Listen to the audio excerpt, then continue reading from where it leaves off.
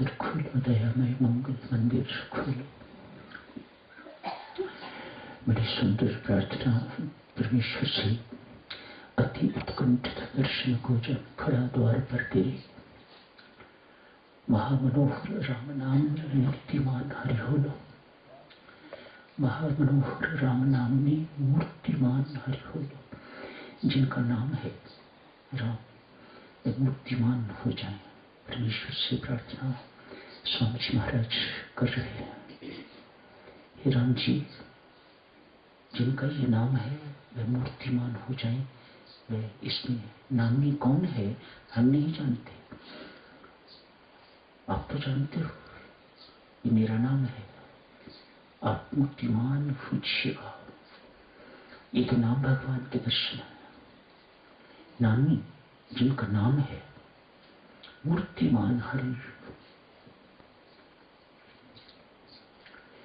दो दिव्य दर्शन देव देव जी, दया दृष्टि से देखो, शब्दों पर ध्यान दो। देव सचन दो दिव्य दर्शन देव देव जी, दया दृष्टि से देखो। उर लगा, गले लगा के, उर का अर्थ गले लगा के, उर लगा उत्संग में लेकर अपनी गोदी में, उत्संग अर्थात गोदी में। स्वामी जी महाराज की कितनी गहरी प्रार्थना है। उर लगा उत्संग में लेकर, गोदी में लेकर, प्रेम स्वरों से बोलो, मेरे से बोलो, पान करो मेरे शब्द, प्रेम स्वरों से। मंगल मंदिर खोलो, दया में मंगल मंदिर खोलो।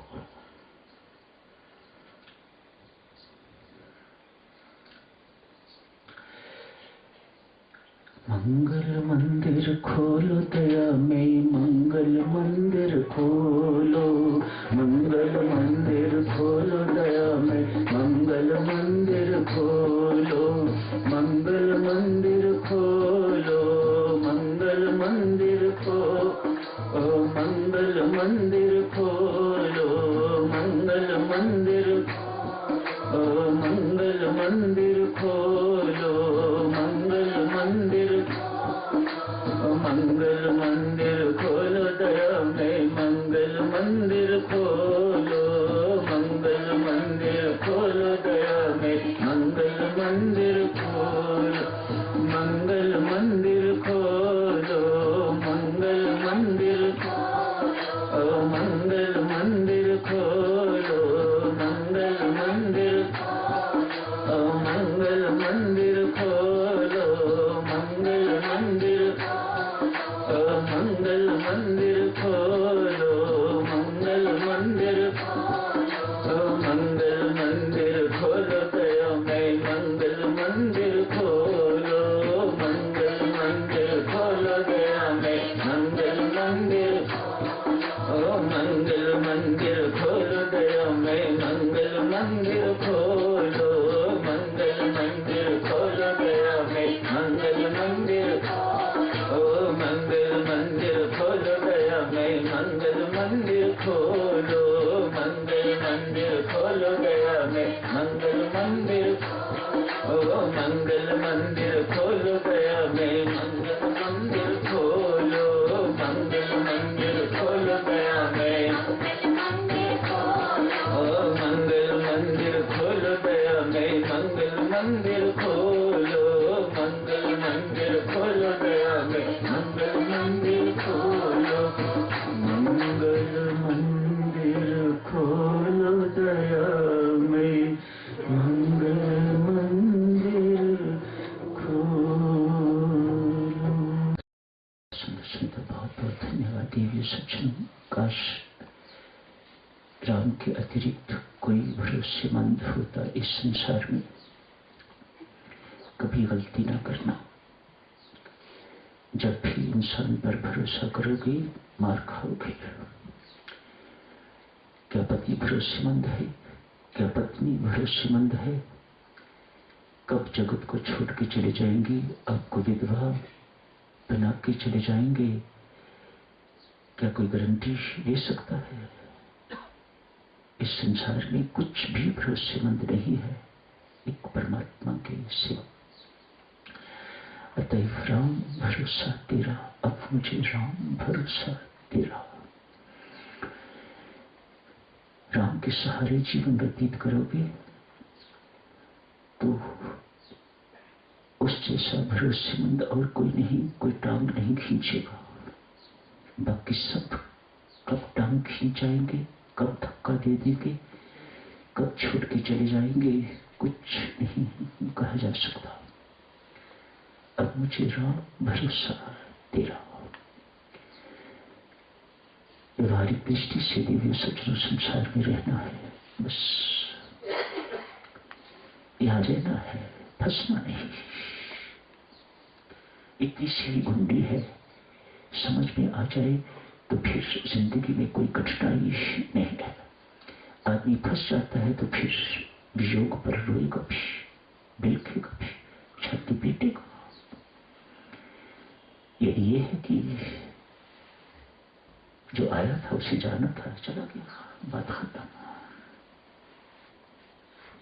एक साधु की समझदारी तो इसी में ही है, एक साधु का साधुपना तो इसी में ही है। व्यक्ति पर खद उसी वक्त जाता है जिस वक्त मुसीबत सिर पर आती है।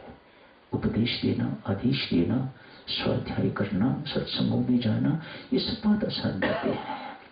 लेकिन जब विपत्ति आती है तो साधक, चलो एक साधक किस प्रकार से उस विपत्ति को डील करता है, तब पता लगता है कि साधकाई कहाँ पहुंची हुई है, साधना कहाँ पहुंची हुई है। मामूली सा रोग लगा, डगमगा के विचलित हो गए, तो ये साधक बना तो नहीं है, तो सामान्य व्यक्ति जैसी बातें हो गई। ये कोई राम नाम का प्रताप तो नहीं है। फिर क्या हो गया, ये हो गया, फिर क्या हो गया। साधक की दृष्टि इस प्रकार की हो जाती है। रात इच्छा से नहीं हुआ है ना, मेरी इच्छा से तो नहीं हुआ। कौन चाहता है कि मेरी पत्नी मर जाए, कौन चाहता है मेरा पति मर जाए, मर गया, क्या कर सकते हो आप। एक साधक इसी चीज को सोचता है, भाई जो मेरे वश की बात नहीं, मैं उस पर चिंता क्यों करूं। परमेश्वर ने जो करना था कर दिया, होता तो वही है जो उसकी इच्छा होती है। ये एक साधक का दृष्टिकोण हो जाता है। यही बेटा सही दृष्टिकोण है। और एक साधक की साधकाई इसी से पहचानी जाती है कि अब किस ऊंचाई तक पहुंचे हुए हो। कोई बात नहीं, परमेश्वर का दिया हुआ ही है ना। परमेश्वर का दिया हुआ जो हुआ करता है उसे प्रसाद कहा जाता है, उसे दुख नहीं कहा जाता, उसे वियोग नहीं कहा जाता, उसे विपत्ति नहीं कहा जाता। जो परमात्मा से युक्त हो गया, जो उसके घर से मिलता है, ऐसी एक साधक की धारणा हो जाया करती है और वह प्रसाद हुआ करता है। प्रसाद कोई नाक में सिकोड़ के तो ग्रहण नहीं करता, दोनों हाथों से ग्रहण करता है और प्रसन्नता पूर्वक आप ग्रहण करते हो। मंदिर में जाते हो, छोटा बच्चा भी यदि आपको प्रसाद देता है तो आप ये नहीं समझते कि ये छोटा बच्चा है, कल का बच्चा है, छोकरा है, मुझे प्रसाद दे रहा है। नहीं, ये भगवान के घर से आ रहा है। आप दोनों हाथ इस प्रकार से करके तो प्रसाद ग्रहण करते हो, माथे पर उसे लगाते हो। तो फिर दुख आता है तो उसे परमात्मा का प्रसाद क्यों नहीं समझते। जब ऐसा बोध हो जाए तो समझ लेना आपकी साधना ठीक दिशा में चल रही है, उच्च अवस्था को प्राप्त हो रही है, आप साधना में ऊपर उठ रहे हैं। अन्यथा नहीं। कल की चर्चा को साधक चलो जारी रखते हैं। सिमरन पर चर्चा चल रही है। भगवान श्री से किसी व्यक्ति ने प्रश्न पूछा, नारद जी ने नहीं, नारद जी ने तो पूछा था आपका सर्वश्रेष्ठ भक्त कौन है। इस व्यक्ति ने पूछा, परमात्मा देव आपको सर्वप्रिय भक्त कौन है। कहा अमुक गांव में, बता दीजिए, अमुक गांव में एक बहुत बड़ा पेड़ है, उसके पास घर है। उस वक्त की बात होगी जब घरों के नंबर नहीं होते थे, कोई चित्र दिए जाते थे। बहुत बड़ा विशाल पीपल का पेड़ है, गांव में एक ही पेड़ है, उसके पास उसका घर है। वह मेरा सर्वप्रिय भक्त है। व्यक्ति ढूंढता ढूंढता गांव पहुंचा है। पीपल का पेड़ इधर उधर दिख रहा है, मामूली व्यक्तियों के घर मानो वह अपेक्षा रख रहा था कोई कुटिया होगी, कोई संत महात्मा होगा, कोई गुफा होगी, कोई दाढ़ी बढ़ाए हुए व्यक्ति होगा, कोई सिर मुंडवाए हुए व्यक्ति होगा, कोई भव्य कपड़े वाला व्यक्ति होगा जो परमात्मा का सर्वप्रिय। ऐसी ही धारणा है हम सबकी, ऐसा ही हम सबका विश्वास है। मन ही मन शंका हुई, मैं गलत जगह पर आ गया हूं या भगवान ने मुझे पता गलत बता दिया है। तो पुनः गए भगवान के पास, कहा महाराज मैं वहां देख के आया हूं, वहां मुझे कोई साधु संत महात्मा कोई ऋषि मुनि जैसा व्यक्ति तो कोई नहीं दिखाई दिया। नहीं भाई, जिसे तुम संत महात्मा ऋषि मुनि समझते हो, पता नहीं मैं उसे समझता हूं कि नहीं समझता। बात तो मेरी समझ गई, मैं किसी संत महात्मा समझता हूं, कोई गृहस्थ भी हो सकता है, कोई परिवार में रहने वाला भी हो सकता है जिसके अंदर संत के गुण है, साधु के गुण है, मैं संत है। वेश से मैं वेश की इतनी कदर नहीं करता, हाँ थोड़ा बहुत जरूर नंबर देता हूं, लेकिन ऐसा नहीं है। तुम ठीक जगह पर गए हो, वही वो रहता है। पुनः गया, एक किसान मिला, एक किसान से पूछा जाके, बंधु यहां कोई मंदिर है? नहीं। फिर आप कहां जाते हो? कहीं नहीं जाता, मेरा खेत है ना, सुबह वहां निकल जाता हूं, खेती का काम करता हूं, शाम को वापस लौटता हूं, जल्दी उठता हूं ताकि जल्दी काम शुरू हो जाए। अकेला आदमी हूं, कोई सहायता नहीं, अकेले को सब कुछ करना पड़ता है। शाम तक थका मांदा आता हूं, वापस आ जाता हूं, आके अपना खाना वाना खाया, आराम से सो जाता हूं। यही मेरा नियम है, मैं कहीं नहीं जाता। कहीं सत्संग में कोई यहां होता है, कोई संत महात्मा यहां आते हैं तो सत्संग में जाते हैं? नहीं भाई, छोटा सा गांव है, यहां कोई सत्संग भी नहीं होता जहां मैं जाऊं। कोई गुरुद्वारा है? नहीं, गुरुद्वारा भी नहीं है। कोई और जगह है यहां पर? नहीं, ऐसा कुछ नहीं। आप क्यों पूछ रहे हो ऐसी बातें? उसको कुछ नहीं कहा, पुनः भगवान के पास, कहा महाराज एक व्यक्ति तो मिला है मुझे, पर वो न मंदिर जाता है, न कोई पूजा करता है, न कोई माला फेरता है, न राम राम जपता है, अमृतवाणी का पाठ नहीं करता, कुछ नहीं करता, कहीं जाता आता नहीं है। कहता मैं खेत में जाता हूं, सुबह रात को लौट आता हूं, शाम को लौट आता। भगवान श्री कहते हैं व्यक्ति तो वही है, वही मेरा सर्वप्रिय भक्त है। तो उसी से फिर जाके पूछ, उसी से जाके चर्चा कर। गया है, अब आश्वासित हो गया, पक्का हो गया कि भगवान का सर्वप्रिय भक्त यही है। तो उसे सीधा साधा पूछा, भाई भगवान तुम्हें सर्वप्रिय भक्त मानते हैं ना, तुम मंदिर जाते हो, ना तुम परमात्मा को याद करते हो, कोई सिमरन इत्यादि, कोई सिमरन आपके हाथ में नहीं, कोई माला हाथ में नहीं, फिर ऐसा कौन सा कर्म है आपका जिसके कारण परमात्मा आपको अपना सर्वप्रिय, प्रिय नहीं सर्वप्रिय भक्त मानता है?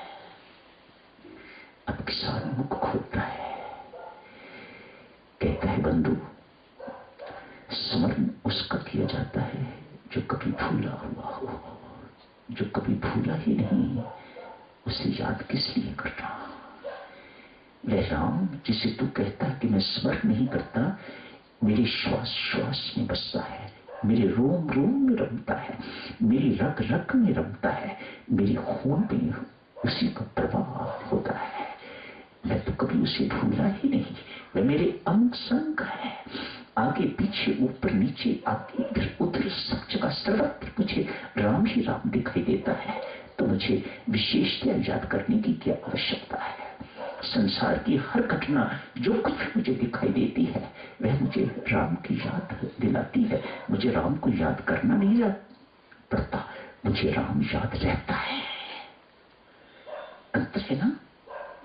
मानो सिमरन की 3 श्रेणियां, याद करना, याद आना और याद रहना।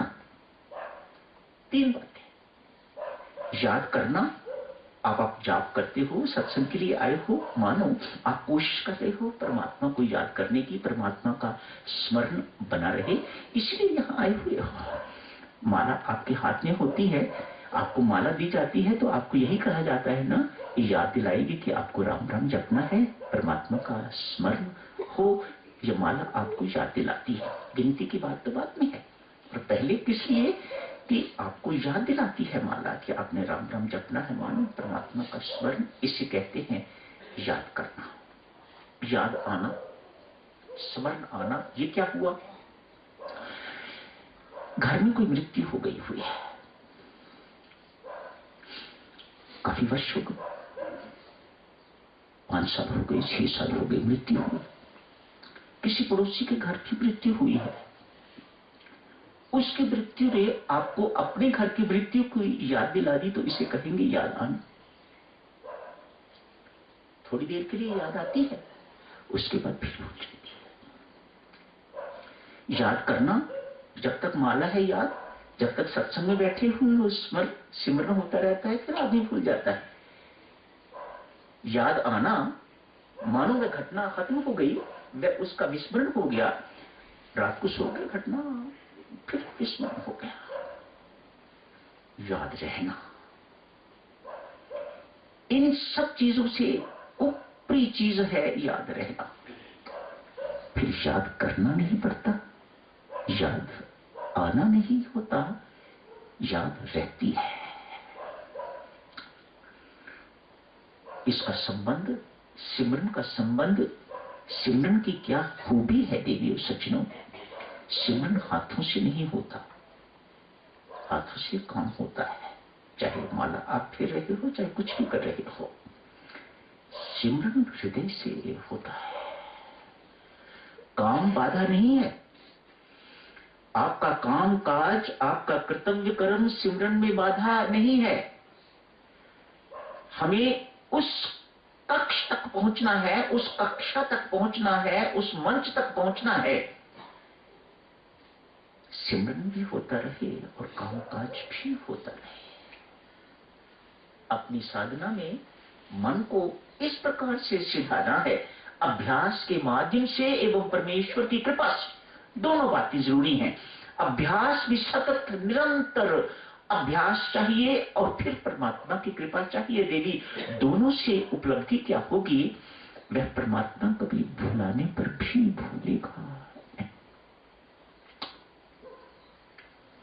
गोपियों जैसी प्रीति हो जाएगी। आज एक गोपी यमुना के किनारे अकेली बैठी है, आंख बंद करके।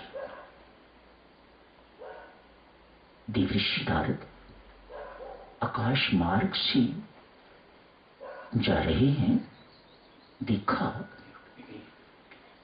ये भक्ति भूमि में, प्रेम भूमि में ये एक योगिनी कहां से आ गई है। मानो देवऋषि को लगा ये ध्यानस्थ बैठी है। उस वक्त की बात जब भगवान श्री कृष्ण व्रत छोड़ के तो चले गए हुए थे, अकेली ध्यानस्थ बैठी हुई है। देवऋषि नारद उसके पास उतरे, उसे कोई सुध-बुध नहीं है।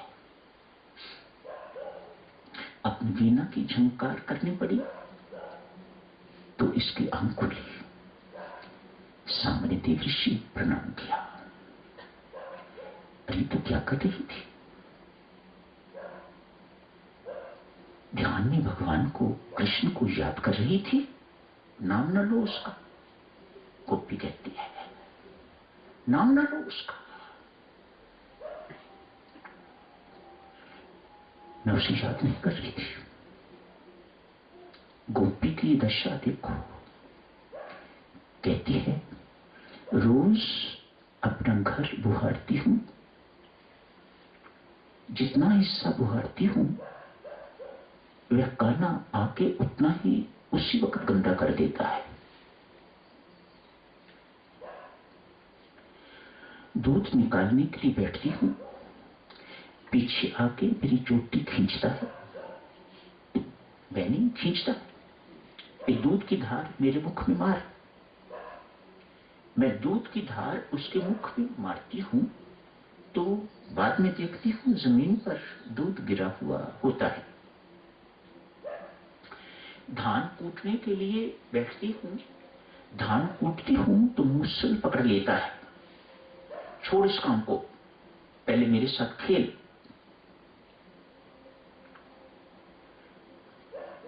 उसने मेरे नाक में दंक रखा हुआ है, मुझे कुछ नहीं करने देता।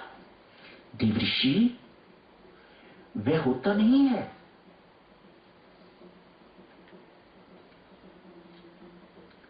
कहता है मेरे मुंह में धार मार दूध की, वह होता नहीं है, दूध जमीन पर गिरता है, मेरा मूसल पकड़ता है धान कूटते हुए, वह होता नहीं है वहां पर।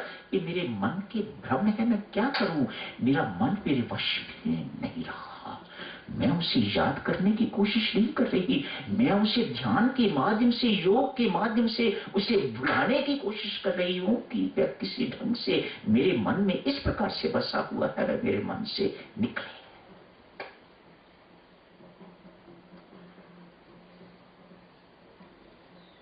ऐसी प्रीति, ऐसा सिमरन, वास्तविक संपत्ति। जितनी भी आप विपत्तियां, कल चर्चा जारी रखेंगे, जितनी भी आप विपत्तियां जानती हो, जानते हो, उनमें से कोई विपत्ति विपत्ति नहीं है। संत महात्मा कहते हैं मर गया कोई विपत्ति नहीं है, रोग आ गया विपत्ति नहीं है, अपने ऊपर रोग आ गया, अपनों के ऊपर रोग आ गया, कोई मुकदमा हो गया, कोई अपमान हो गया, कोई तिरस्कार हो गया, कोई कुछ हो गया, कोई कुछ हो गया, ये विपत्तियां नहीं है। नौकरी नहीं मिल रही, ये विपत्ति नहीं है। प्रमोशन रुकी हुई है, ये विपत्ति नहीं है। व्यापार में घाटा ही घाटा पड़ रहा है, संत महात्मा कहते हैं ये विपत्ति नहीं है। घर के झगड़े हैं, ये विपत्ति नहीं है।